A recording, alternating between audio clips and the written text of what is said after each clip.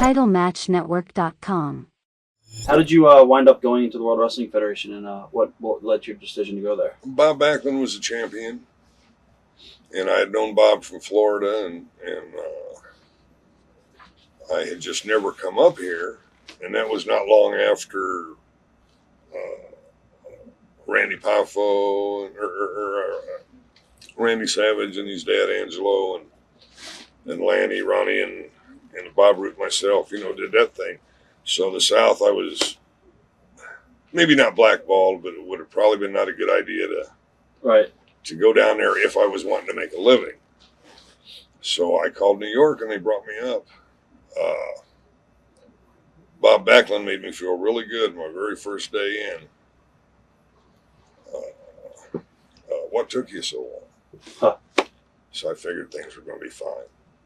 What were your initial impressions of Vince when you very first met him? Vince Jr.? Yeah. Well, Sr. was still alive, I believe, at the time. Senior's the one I come in to work for first. Jr. did promos? The promos at the time. But they're great people, still are, I think. Vince, what a mind. Did Vince tell you about his plans, what he was going to do with you at first, or no? No, not really. Like I say, I always figured you go in and you work hard and you make your breaks. But to be realistic, I knew they was going to see if I could make it. Right. I knew I was going to have the opportunity. It's just, can you, take it from there. How different was that locker room compared to the Mid-Atlantic locker room? Well, like I said, the guys up here, family, I don't know if I'd call it a family or not, pretty damn close. So where the guys down there were all individuals, everyone's afraid somebody's going to try to do this or someone's trying to stick them in the back. And then the other guys were seeing who they could stick in the back. Right. And no, there was night and day. Down there was all the little cliques and everything. And up north, there really wasn't much of that stuff. What was Vince Sr. like? Oh, gosh. I went to dinner with him. Just a very classy gentleman. Very classy. When he passed away and Vince took over the operation, how did the business change? Well, Junior had promised his dad that he wouldn't go nationwide because of prior agreements, I think, between the promoters at that time. And as soon as Senior passed, Vince went all out. I think I was standing right next to Vince when he got the news on the phone. But it seemed like just the next week or two, he was standing there talking on the phone. He just let the phone drop. And I remember thinking, I'll bet his dad just passed. But not long after that, we were going to California and Detroit, just everywhere. I guess, how did the company actually change? I mean, did you think that it was going to take off the way it did? Well, I sure knew we had the horses because he got the top guys from everywhere came in. Not right away. We used to get paid from these one checks, and then when he went nationwide and everything, the bank changed, and I knew things were a little shaky. Right. And all of a sudden, we started getting the old checks back, and I knew then things were fine.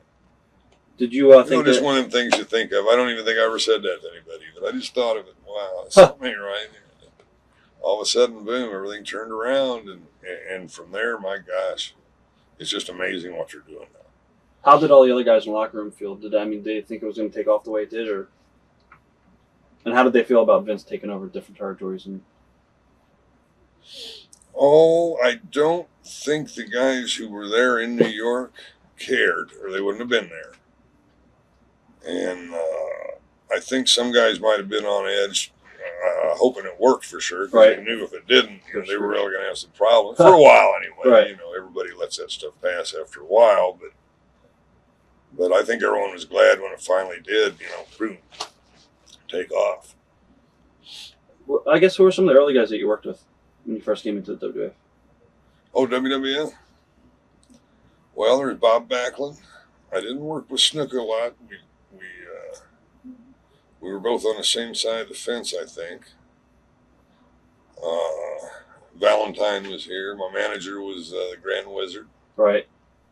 What was Ernie like? Ernie? Oh, God, he's a sweetheart. It's real nice fun.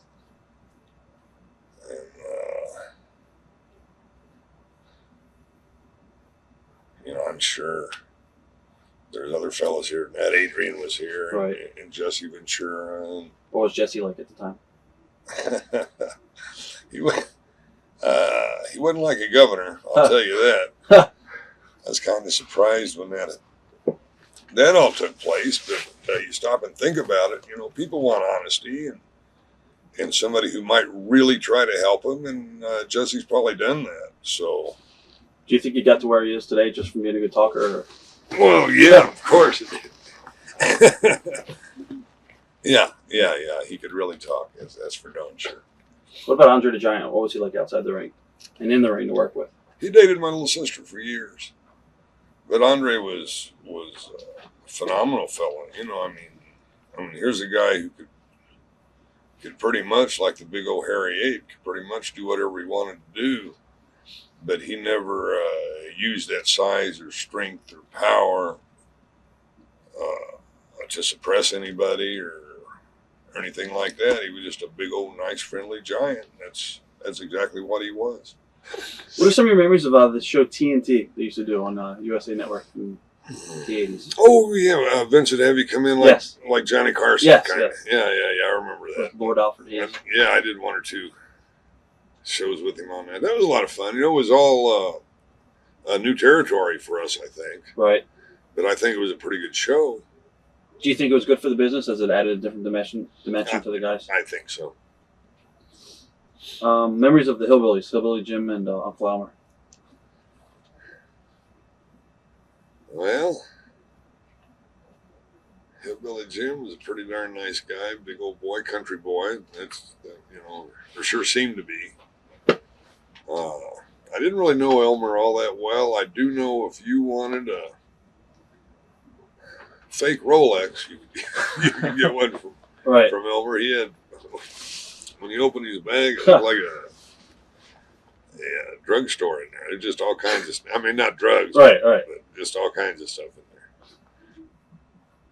Have you ever spoken to Vince over the last couple of years? Yeah, I saw him in St. Louis. I guess last time they were there, probably 3 or 4 months ago. Was he approachable or? Sure. Yeah. Good conversation. Not long. 3 or 4 minutes. That's enough. Watch thousands of exclusive shoot interviews right now on TitleMatchNetwork.com.